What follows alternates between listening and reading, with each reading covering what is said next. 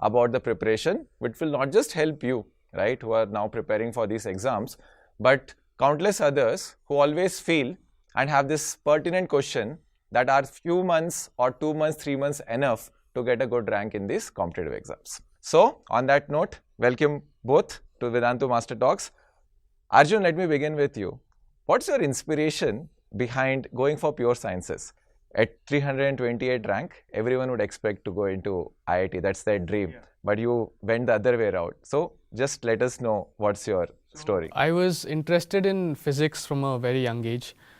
Since I was in 5th, 6th, I said I wanted to be a scientist or pursue physics. So after I came to 10th and I decided, so I read about these different careers and I explored these careers, and I found that pure science and research interested me the most. So I was really fascinated by physics and I wanted to continue in this line. So I decided that I'll go to a pure science institute instead of an IIT. So tell us honestly, when you got this 328 rank, was there not pressure from your parents, friends, and especially relatives? So my friends thought that IIT would be a better option because many people are not aware of these pure science institutes. ICERs are a relatively new institute. They set up in 2006. So a lot of people don't know about it, and it's also new, so it's coming up now. But my parents were always fine with whatever I choose. They told me to pursue whatever my passions were. And I also did a lot of research. I was confused for a while between IIT Bombay, engineering physics, and ICER Pune. In the end, I decided that ICER would be a better environment for pure science and research. Very interesting. Anand, you have been his mentor and teacher. So when he got this rank, what was your suggestion? Yes, to be honest, Vamsi, I started giving suggestion about IIT because typically pure sciences in India is just in the nascent stage. And most of the students who take up pure sciences, they go to either US to pursue undergrad or they do postgrad from US after doing IITs. So my first suggestion was IIT definitely. And very honestly, I was also putting pressure on him to get into IIT, unlike others. But when I had a discussion with him and his father about why he was taking up this, then he told me the entire story, how he started from 9th standard looking into all these colleges. In fact, post his result, he also met a lot of professors from ISC, ICER as well as IIT, and from there he gathered a lot of knowledge. And most of the time it's the child's dream and it should align. And when I realized that his dream was aligning to pure sciences and it was not for getting a job at the end of the day, then definitely I also subscribed to what he finally chose. So definitely it was a very good decision because he is completely aligned to what he has taken. No, it's a very, very inspiring, story. Tell us this, Arjun. When you were preparing, it was on your own, right? And typically when a student prepares, he goes to some coaching, tuitions. What made you decide that you would want to start off with self-study? So initially I wanted to do pure science. I thought I'll write the KVPY exam. So all the coaching institutes, they primarily coach for JEE and their focus is JEE. So I thought if I go there, I might, and KVPY happens in November, and I thought they might not finish their portions by November and I might waste time there. So I thought I'll take some material and I'll study on my own. So that was my initial idea. So when KVPY results came, were you disheartened?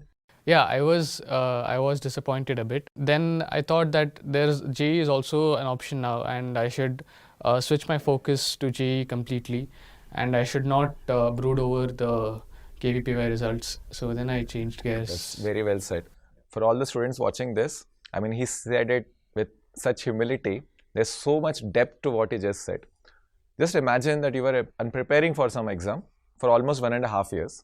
That was your sole focus. You gave it and you didn't get through. After not going through, the typical reaction is you give up. But Arjun didn't give up. There was another chance of getting into pure sciences by getting a very good rank in IIT. So he immediately shifted his focus to the other exam, which by the way, he didn't even prepare for almost 1.5 years. And all of us know how tough and how competitive JEE is, right? But still he shifted his focus to JEE as late as November and still managed to get a top rank, almost 328 rank in JEE. Very inspiring. Talk us through this journey, because this is so inspiring. I think all the students can benefit a lot by how did you really, refocus after that, that not so expected results. How did you refocus?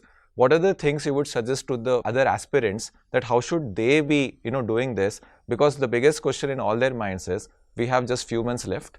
Is this enough to get a good rank? KVPY happened in November, and after that, since I was not happy with the results, I decided to shift focus to JEE. So then my preparation for KVPY, I had completed the major topics. So what remained was the preparation for the exam pattern that JEE has, because and to increase my level, because JEE is very competitive and you need to be your best. I started preparing on my own in the beginning for the first few weeks.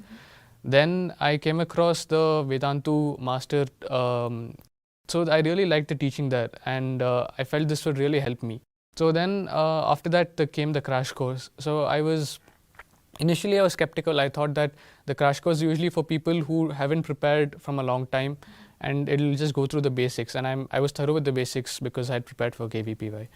But then I decided like it won't do any harm if I join the crash course. So I decided to join anyway, and it actually helped me a lot. So not only did I brush up the basics, it also gave me lots of tips and tricks to do problems faster, and exposure to many JEE mains and advanced level problems.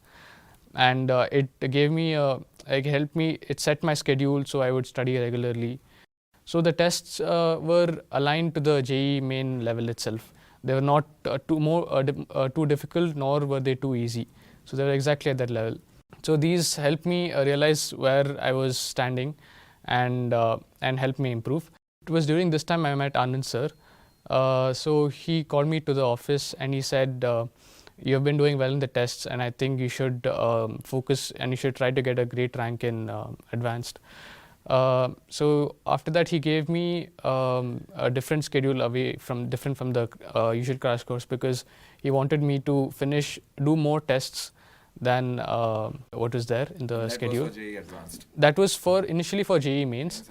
So he told me to finish off all the tests the part tests as soon as possible, then go on to full tests, and finish a test at least like a week before the actual exam, so you can revise. Very interesting. In fact, in a bit, I would want to come to the JEE Advanced bit also, because you not just got a 500 odd rank in JEE mains, but also improved it in JEE Advanced, which is great, because it's just few months a gap, and you never prepared for JEE Advanced, as you say. So I'd love to understand the secret there, right? But before that, Anand, just shifting gears here quickly, you were not just a mentor to Arjun, but also you designed this crash course, right? Can you just talk us, especially the aspirants, through that what should these guys be doing and focusing on, especially when there are just few months remaining, right? Which probably most of these guys will be watching this session now, and just few weeks, if not months, are remaining. So, any tips and any, advice for all these guys?